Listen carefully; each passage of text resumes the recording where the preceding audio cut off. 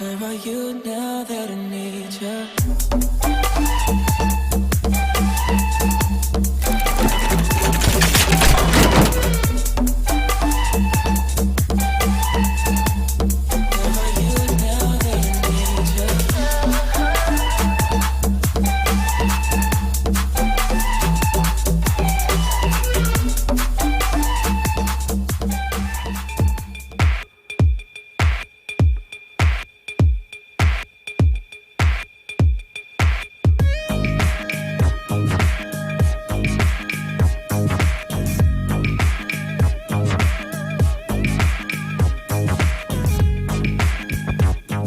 Grosse nouveauté Honda 2015 avec le Forza 125 qui a été conçu en particulier pour la France où il s'attaque au best-seller du segment Sport GT, le Yamaha X-Max.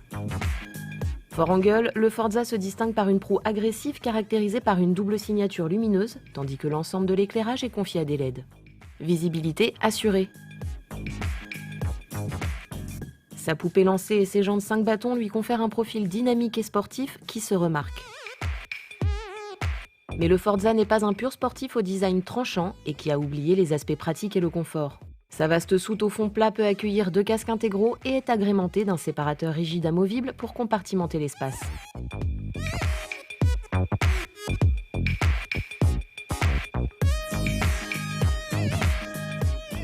Un profond vide-poche fermé mais sans serrure recèle une prise 12 volts et son pare-brise est réglable manuellement sur 6 positions et 120 mm de débattement.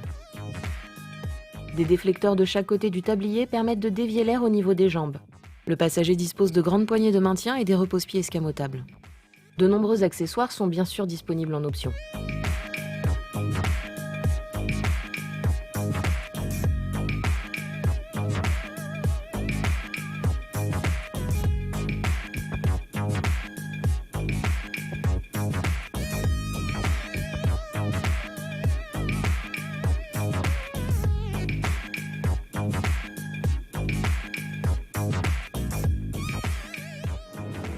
Donc la prise en main est très facile. On apprécie l'ergonomie du poste de pilotage avec un guidon assez bas. La selle n'est pas très élevée et un petit peu moins large par exemple que celle du X-Max, ce qui facilite quand même l'accès à bord pour les plus petits. Sous les yeux, un tableau de bord façon cockpit. Compteur de vitesse et compte tour analogique encadre un petit écran numérique bordé par les voyants d'usage. C'est sobre, classe et lisible avec les infos qui vont bien. Le Forza 125 bénéficie d'un tout nouveau cadre tubulaire en acier, associé à un bras oscillant monobloc en alu et se targue d'un poids contenu de 159 kg tout plein fait.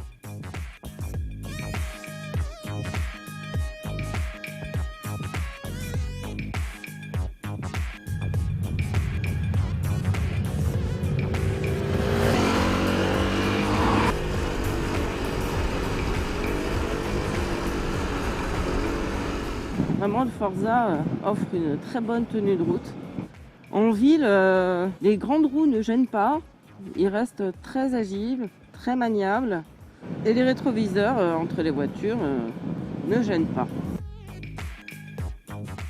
Côté partie cycle, il embarque 2 freins à disque de 265 mm à l'avant, étrier 2 pistons, et 240 mm à l'arrière, étrier 1 piston avec ABS de série. Une fourche de 33 mm de diamètre couplée à 2 amortisseurs arrière réglables en précharge sur 7 positions.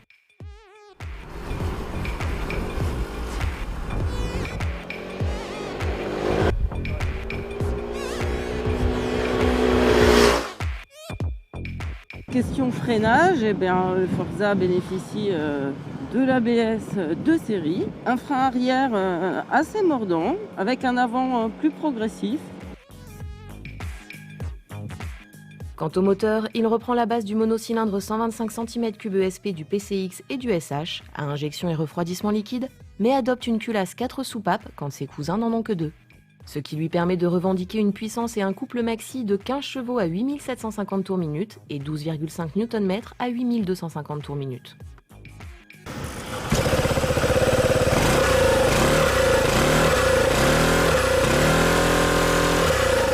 L'idling stop, comme le PCX. Le moteur s'arrête après 3 secondes au feu. Et il suffit de tourner très légèrement la poignée pour le faire redémarrer. Donc premier point pour ce moteur, on est surpris comme sur le PCX du silence de fonctionnement à l'arrêt et même en route, il est discret et c'est très agréable. Deuxième point, la transmission embraye tout de suite dès qu'on tourne la poignée. Donc en vitesse maxi, on a pris 130 en descente, on va dire 120 sur le plat à 10 000 tours minute. En tout cas, à cette vitesse-là, sur voie rapide, le Forza reste impérial.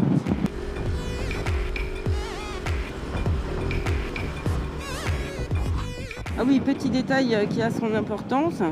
Sur les quelques 100 km que nous avons fait aujourd'hui entre ville, petite route et autoroute, l'indicateur de consommation moyenne indique 2,5 litres.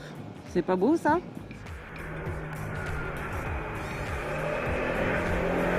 Alors ce nouveau Forza deviendra-t-il la nouvelle référence du scooter sport GT ? Confort préservé et aspect pratique conséquent, éléments de protection bien pensés, économie d'usage réel. Autant de caractéristiques utilitaires qui, associées à un moteur performant et à une partie cycle équilibrée, sont propres à satisfaire les usagers quotidiens les plus exigeants.